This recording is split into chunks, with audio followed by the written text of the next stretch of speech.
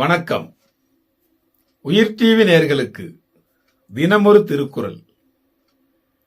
வாழ்க்கை துணை நலம். வாழ்க்கை துணை நலத்தில் இன்று 60வது குறள்.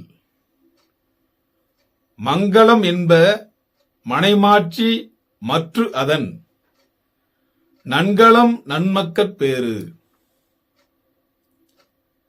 மங்களம் என்ப மனைமாட்சி மற்று அதன் நன்கலம் நன்மக்கட் பேறு. இதன் பொருள், மனைவியின் நற்குண செய்கைகளே இல்வாழ்க்கைக்கு சிறப்பாகும். நல்ல மக்களை பெறுதல் அச்சிறப்புக்கு மேலும் அழகு சேர்க்கும்.